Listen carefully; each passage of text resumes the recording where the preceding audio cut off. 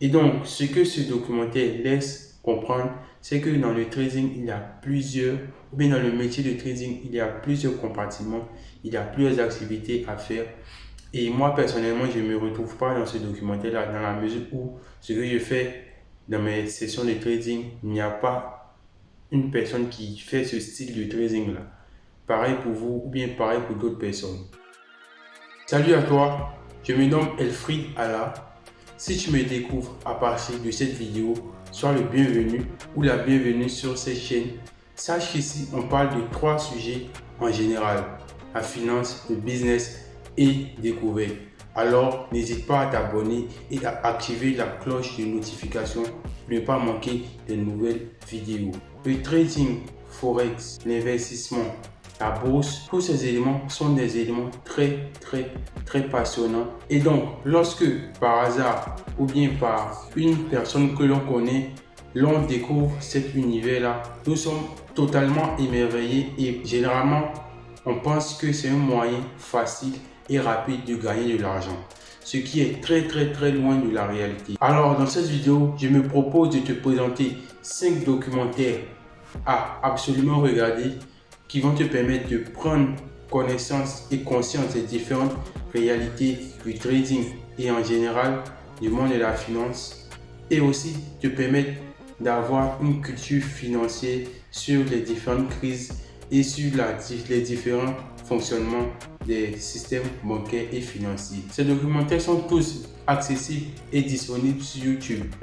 Le premier documentaire à absolument regarder est Trader, documentaire sur le trading, la bourse, la finance et le forex. Moi, je mettrai tous les liens en description.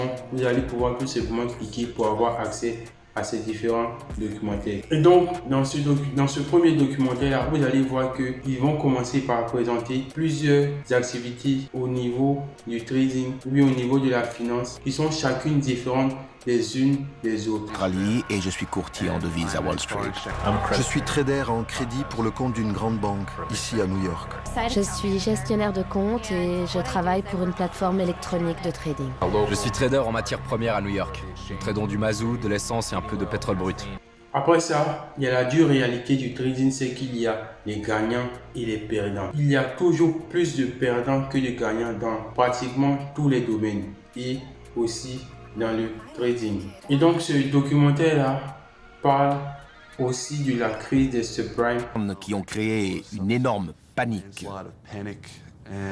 Puis on a appris que les créanciers se retiraient et que les liquidités commençaient à manquer. Il y a aussi les banques qui ont elles aussi été parmi les perdants.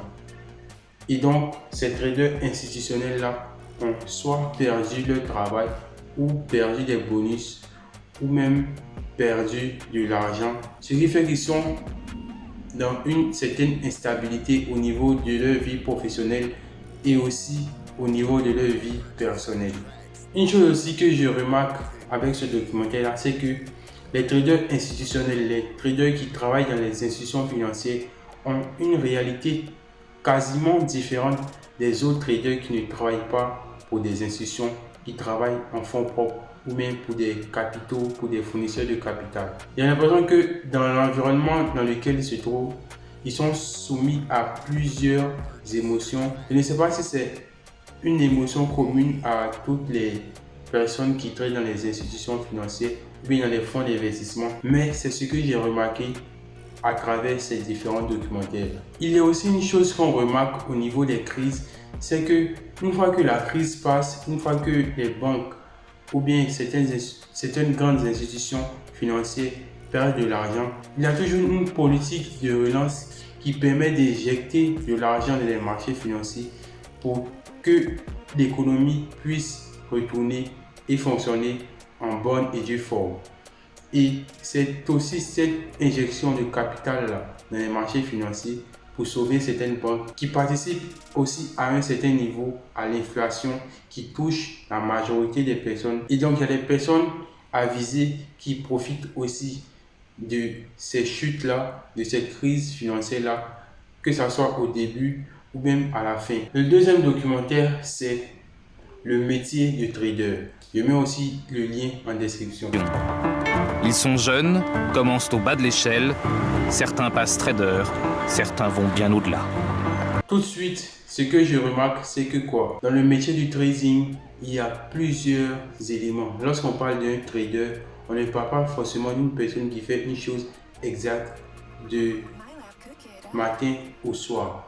Vous allez voir que dans le domaine du trading, il y a plusieurs autres branches et plusieurs autres activités spécifiques qui font que chaque trader fait une activité qui est différente d'un autre. Le marché très nerveux, une baisse de 50 points de base malgré une assez bonne session hier soir à New York.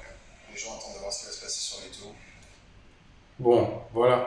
Il y a une scène ici qui me fait un peu rire, c'est-à-dire il y a le directeur du hedge fund qui est là et il y a un autre trader qui lui vient lui apporter l'information à son bureau et qui lui dit que les informations ou même le marché est très nerveux. Alors que moi personnellement et la majorité des personnes que je connais qui font du trading forex fonctionnent d'une manière totalement différente. C'est-à-dire nous n'allons pas venir et attendre des informations d'une personne qui va venir à notre niveau nous dit que le marché se porte pas bien. Non, on a une stratégie, on a un plan de trading qu'on applique et aussi si on a besoin de lire des annonces économiques, on les fait, mais on ne va pas forcément attendre qu'une personne vienne à notre bureau ou bien où l'on travaille pour nous donner des informations. Donc, cela nous montre que dans le métier du trading, il y a plusieurs manières de fonctionner. Il n'y a pas forcément une manière exacte et une manière conforme à laquelle tout le monde fonctionne. Jusqu'à ce qu'ils découvrent un bien étrange manuel. Je tombe sur un bouquin qui s'appelle Introduction au calcul stochastique appliqué à la finance. Stochastique, je ne sais pas ce que c'est. Je ne sais pas grand chose du stochastique, mais je sais que le stochastique c'est un indicateur que des personnes utilisent dans leur analyse technique. Et lui, au niveau de son travail, au niveau de l'analyse, vu que c'est une analyse quantitative, on nous dit que ce n'est pas vraiment un financier et c'est un ingénieur, mais qui aide aussi dans la finance. Et donc, il y a des personnes qui ont un parcours professionnel de mathématicien et qui après font des options pour aller en finance. C'est-à-dire, ils vont faire des mathématiques financières.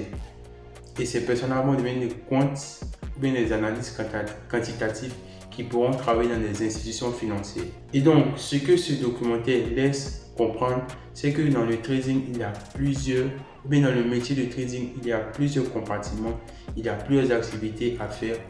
Et moi, personnellement, je ne me retrouve pas dans ce documentaire-là, dans la mesure où ce que je fais dans mes sessions de trading, il n'y a pas une personne qui fait ce style de trading-là.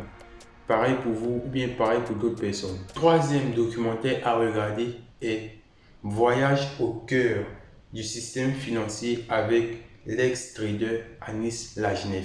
Anis Lajeunesse, lui, étant un ancien trader, a une certaine expérience dans le milieu des différentes institutions financières. Il a pu travailler dans différentes banques à différents niveaux. Et il explique les différents événements marquants qui se sont passés dans son parcours et certains éléments plus ou moins complexes dans la finance et dans le système bancaire. C'est que la finance, tout ce que je raconte depuis tout à l'heure, ça repose sur des modèles. Alors les modèles essayent un peu de modéliser, ça c'est le mot, le risque futur, mais c'est des modèles imparfaits. Et ce que voient très mal les modèles, c'est juste mouvements brutaux. C'est-à-dire que ça, quelque chose qui est imprévu, qui est quasiment de l'ordre de ce qu'on va dire de la rupture, ce qui est le cas avec le Covid. Ça, les modèles n'arrivent pas très bien à le voir et ça peut faire des mouvements qui s'accélèrent et qui se génèrent les uns les autres. Et donc, on peut voir que Anis Lajeunesse ici parle des modèles qui se trouvent dans l'analyse technique. Cela revient en fait à l'incertitude sur le marché et aussi sur le fait que les modèles et l'analyse technique n'est pas parfait à 100%. Sachant qu'il y a une incertitude constante sur les marchés, il nous revient à nous en tant que traders de faire une bonne gestion de risques afin de pouvoir rester profitable de façon constante. Au niveau des traders institutionnels, il y a en fait le système de récompense par bonus. Ce qui fait qu'ils sont dans un état constant de pression, de compétition et prennent des risques beaucoup de plus en plus gros pour pouvoir avoir de meilleures performances. Ça peut expliquer aussi l'état de dépression et l'état émotionnel assez compliqué que ces traders-là subissent. Il parle aussi du système bancaire, à la mesure où un fermier ou bien une personne qui fait un autre business va lui prendre son temps pour moissonner le produit et pouvoir le vendre, le commercialiser pour échanger ce produit-là, cette valeur-là en argent. Alors que le banquier, lui, a directement accès à l'argent et c'est avec cet argent-là qu'il fonctionne.